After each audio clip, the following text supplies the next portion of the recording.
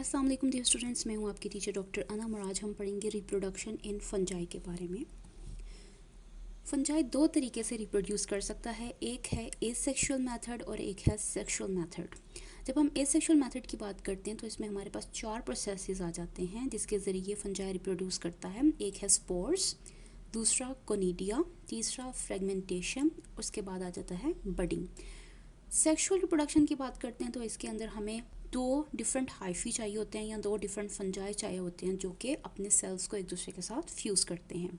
Sexual reproduction हर तरह की fungi में पाई जाती है सवाए इम्परफेक्ट फंजाई के, जिसको हम डिटेरियोमाइकोटा कहते हैं। इसका मतलब है कि इम्परफेक्ट फंजाई एसेक्सुअली रिप्रोड्यूस करती हैं और सेक्सुअली रिप्रोड्यूस नहीं करते। चलिए आगे पढ़ते हैं एसेक्सुअल रिप्रोडक्शन के बारे में। सबसे पहले पढ़ते हैं स्पोर्स के बारे में। स्पोर्स जो हैं वो फंजाई का कॉमन तरीका है या एक आम तरीका है जिसके ज़रिए फंजाई रिप्रोड्यूस करती है। अब स्पोर्स क्या होते हैं? स्पोर्स पैदा होते हैं स्पोरेंजिया के अंदर। स्पोरेंजिया एक इस तरह से थैलीनुमा स्ट्रक्चर होता है जिसके अंदर सेक्सुअल तरीके से या एसेक्सुअल मेथड के ज़रिए स्पोर्स बनते हैं। जब हम सेक्सुअल की बात करते हैं तो इसका मतलब है कि मियोसिस के ज़रिए, और जब हम एसेक्सुअल की बात करते हैं तो इसका मतलब है माइटोसिस के ज़रिए। अब स्पोरेंजियम को अगर आप खोलते हैं और देखते हैं तो उसके अंदर आपको स्पोर्स नज़र आते हैं, जो आपको वाइट से नज़र आ रहे हैं। ये क्या है? स्पोर्स। स्पोर्स क्या होते हैं? स्पोर्स हैं हैप्लॉइड। हैप्लॉइड का मतलब है कि इनके अंदर n नंबर ऑफ क्रोमोसोम्स पाए जाते हैं। इसके साथ साथ ये नॉन मोटाइल होते हैं। नॉन मोटाइल का मतलब है कि ये अपने आप एक जगह से दूसरी जगह हरकत नहीं कर सकते। इसके साथ साथ स्पोर्स बहुत स्मॉल होते हैं या छोटे होते हैं, जैसे कि आप देख सकते हैं कि स्पोर्स कितने सारे हैं और कितने छोटे हैं। इसके साथ साथ लार्ज नंबर में प्रोड्यूस होते हैं। हम देख सकते हैं कि पूरा का पूरा स्पोरेंजिया जो है वो स्पोर्स से भरा हुआ है। स्पोर्स को एक जगह से दूसरी जगह जाने के लिए विंड की या हवा की ज़रूरत होती है। किस तरह से स्पोर्स एक जगह से दूसरी जगह जाते हैं कि जैसे ही ये स्पोरेंजिया जो है वो फटता है या बस्ट होता है तो इसके अंदर जितने भी स्पोर्स मौजूद हैं वो हवा के ज़रिए एक जगह से दूसरी जगह चले जाते हैं। क्योंकि स्पोर्स बहुत छोटे और हल्के होते हैं, इस वजह से आराम से हवा उनको उठाती है और एक जगह से दूसरी जगह ले जाती है।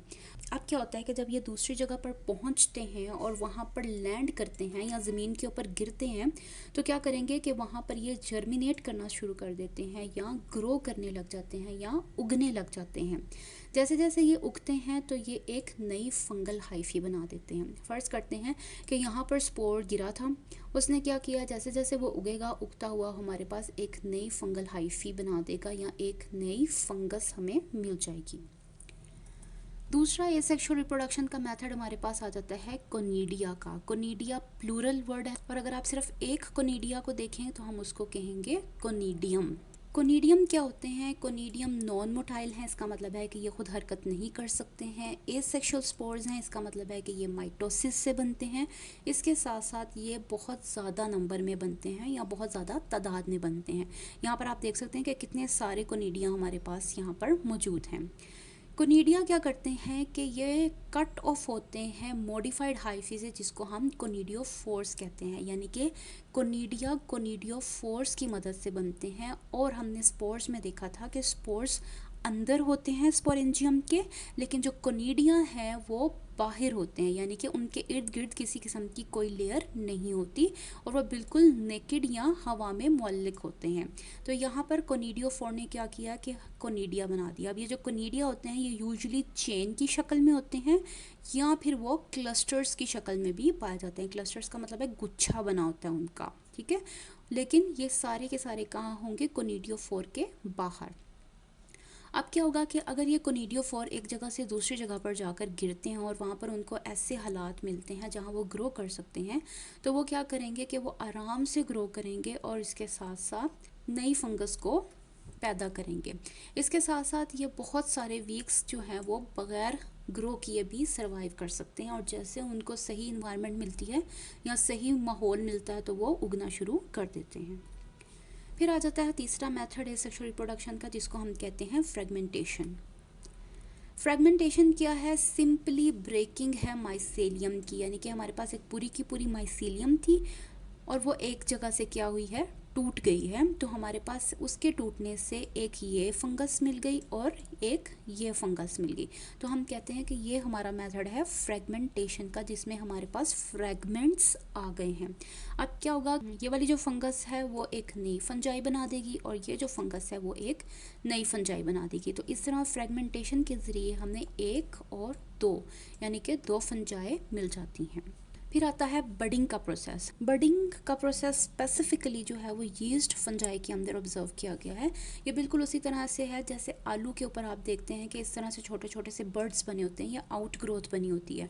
अगर आप आलू को एक लंबे अरसे के लिए कहीं पर छोड़ दें तो आप देखेंगे कि कुछ दिनों के बाद उसके ऊपर छोटे छोटे से आपको आउट ग्रोथ या ग्रो होते हुए नए आलू नज़र आना शुरू हो जाएंगे।